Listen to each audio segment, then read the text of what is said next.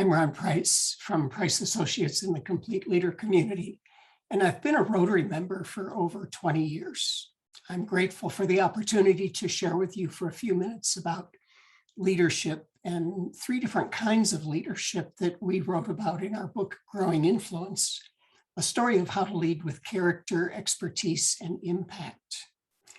Of course, first we have to think about what is a leader. And Peter Drucker is famous for saying that a leader is somebody who has followers, which of course is true. If we turn around and nobody's following, then we're really not leading. But in addition to that, I like to think of a leader as a person of influence. Of course, we have good and bad leaders. Good leaders influence in a positive direction. Bad leaders can have a negative influence. And obviously, I know that it's your intention to be a leader of good influence. So in looking at three different ways that we think about what it is to become a complete leader, we first think about positional leadership. This is the leadership that you're given, or we should say it's loaned to you. It's authority and responsibility that's given to you by somebody else, and you're going to give it back one day. The key to integrity, or the key to being a complete positional leader, is to understand what the boundaries are, what the rules are. So these are found in bylaws or in other documents, position descriptions, manuals, policy statements, government regulations, things like that. But it's not enough. In addition to following these rules, it's also important to understand what are the results that reflect superior performance for this position of leadership.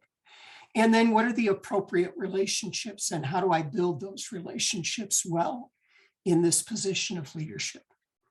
The second kind of leadership that we write about in our book is expert leadership.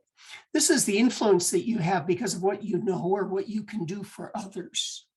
And the key to having integrity or wholeness as an expert leader is to keep learning and to make sure that what you're learning is of great value to other people, that you're really delivering something that's going to have a positive impact for them.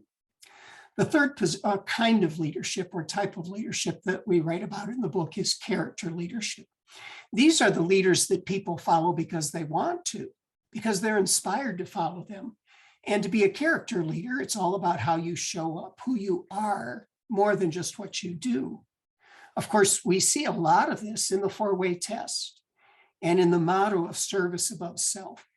But we can go even further than that. We can think about character leadership in the context of how I govern myself. How do I take care of myself physically, emotionally, intellectually, spiritually, and financially?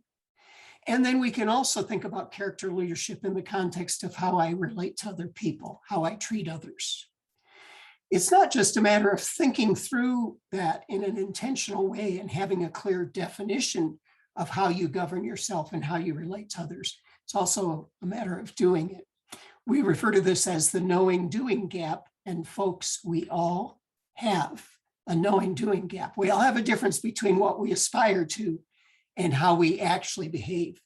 And that's a part of the great journey of life. It's building the habits, the reflection, the self-evaluation so that we keep growing ourselves in our character, in our expertise, and in the way that we steward the positions that we've been given.